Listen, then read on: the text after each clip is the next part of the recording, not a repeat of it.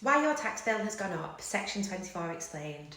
If your mortgage costs have stayed the same, your rent hasn't changed, and yet your tax bill is higher than it's ever been, you're not imagining it. Section 24 is almost certainly the reason. Let me explain exactly what it is and what it's doing to your finances. What has changed?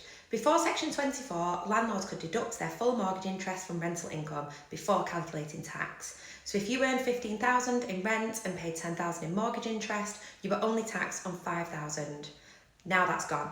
Now you pay tax on the full $15,000 of rental income. You then get a basic rate tax credit, 20% on your mortgage interest. But if you're a higher rate taxpayer, that credit only covers half of what you'd have saved under the old system.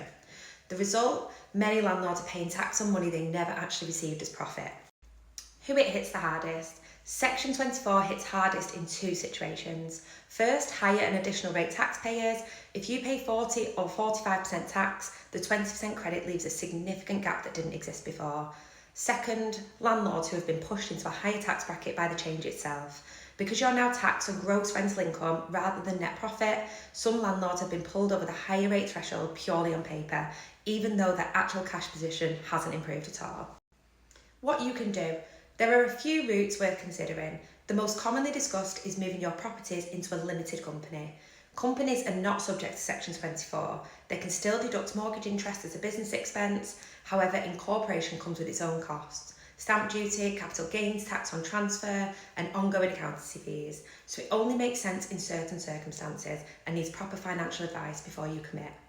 If you're a basic rate taxpayer and you remain one after Section 24 is applied, the impact is much smaller. The 20% credit largely covers what you've lost.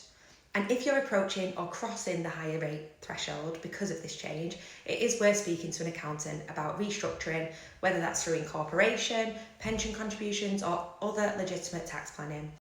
Section 24 isn't going away, it's been fully phased in and it's now permanent. The landlords who are managing it well are the ones who understand exactly how it affects their specific position and have taken proper advice on their options. If you need more info or as a landlord you don't know what you need to do, give us a call on 01706 310 171.